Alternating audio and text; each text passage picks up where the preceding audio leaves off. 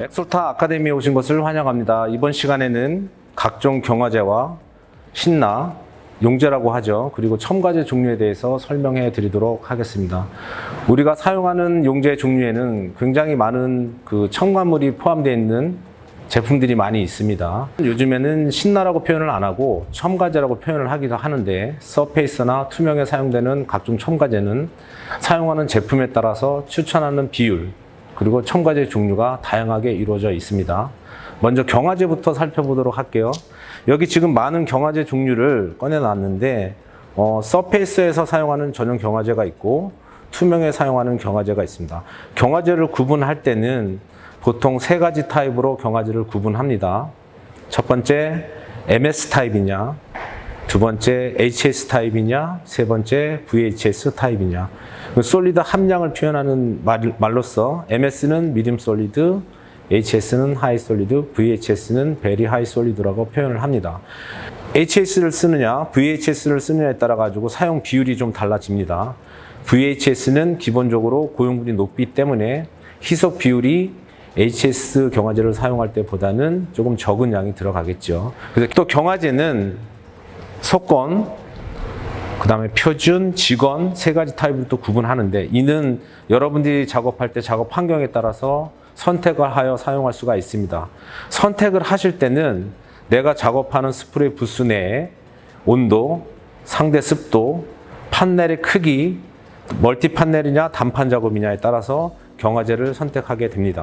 멀티 판넬 작업 시에는 일반적으로 표준이나 직원이나 둘 중에 하나를 선택하시게 되는데, 여름철 같은 경우에는 아무래도 직원 타입 경화제를 선택하고 거기에 포함되어 있는 첨가제, 희석제 종류도 웬만하면 직원 타입으로 선택하게 되겠죠.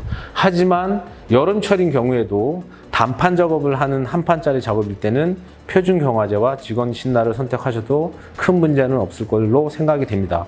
보통 우리가 도료를 선택할 때 부스 내 온도 혹은 작업 환경 중에 미치는 영향 중에서 온도하고 습도 두 가지가 있는데, 우리는 보통 온도가 몇 도이냐 이것만 생각하게 됩니다. 하지만 우리가 액상으로 되어 있는 제품을 스프레이해서 증발해서 어떤 고체 덩어리를 만들려면 그 증발하면서 일어나는 화학 반응, 이런 것들이 굉장히 중요합니다. 근데 상대 습도를 무시하게 될 경우에는 선택하는 그 제품의 경화제, 신나에 따라 가지고 좋지 않은 결과물을 얻을 수가 있겠죠. 그래서 보통 보면 증발 속도를 좀 더 늦춰주는 직원성 신나 첨가제를 많이들 사용을 하십니다.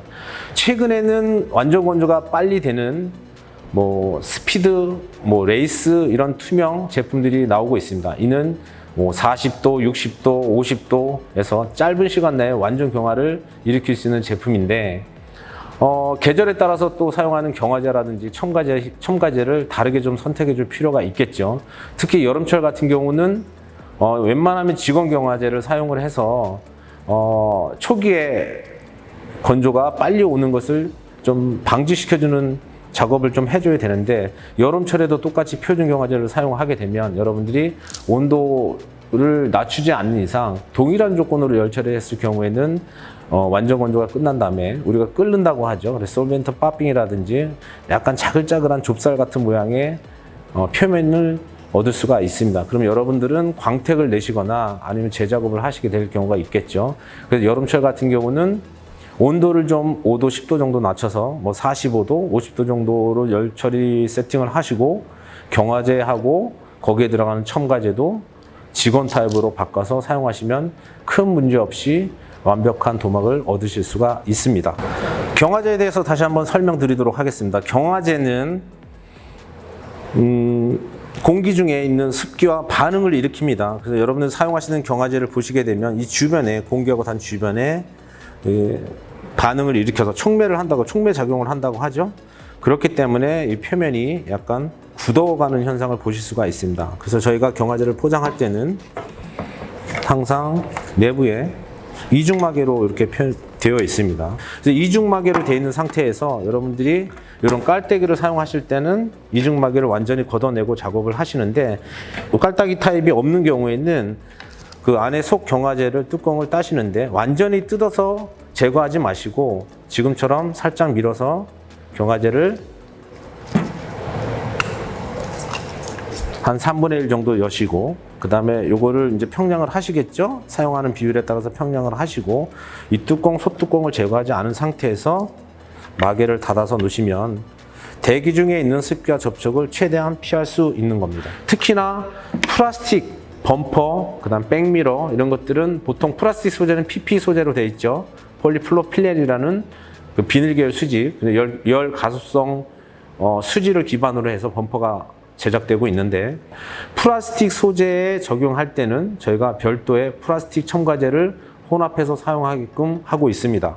근데 플라스틱 첨가제를 사용하지 않게 되면은 도막 자체가 플라스틱 소재에 부착이 나오질 않고 바로 박리가 됩니다. 넌샌딩 필러가 용재가 증발하고 나서 건조된 상태에서 손으로 이렇게 터치를 해서 살짝 만져보게 되면은 약간 끈끈한 택기라고 얘기하는 그런 부분이 있을 겁니다. 이것은 극히 정상적인 부분이기 때문에 건조가 덜 된 상태가 아니라 약간 택기가 있어야 그 위에 올라가는 탑코트, 상도 탑코트가 올라갔을 때 서페이스 넌샌딩 필러와 그 다음에 소재면하고의 부착력이 증진된다고 이해를 하시면 좋을 것 같습니다. 그래서 플라스틱 첨가제를 반드시 넣고 사용하셔야 된다.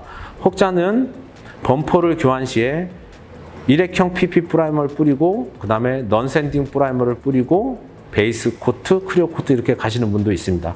PP 프라이머를 뿌리고 넌샌딩 필러를 작업하실 때는 굳이 플라스틱 첨가제를 사용 안 하셔도 됩니다. 하지만 귀찮기 때문에 PP 프라이머를 적용한다 하더라도 넌샌딩 필러 뿌리실 때는 반드시 플라스틱 첨가제를 넣어서 이중으로 부착력을 증진시키는 데 도움이 될 수 있도록 작업을 하시면 큰 문제가 없을 것으로 생각됩니다. 투명 제품에 대해서 한번 이야기해 보겠습니다. 최근에 투명에는 주재와 경화제와 별도의 신나 혹은 첨가제로 구분해서 사용하게끔 하고 있습니다.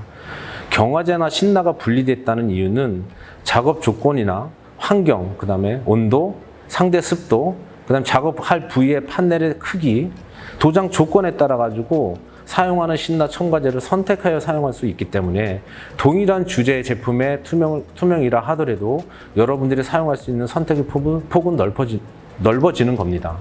경화제하고 신나 혹은 첨가제가 포함되어 있는 2K 타입 이액형 물질 제품을 사용하실 때는 반드시 기술 자료집을 참조하셔서 올바른 비율로 희석해서 사용하시길 바랍니다.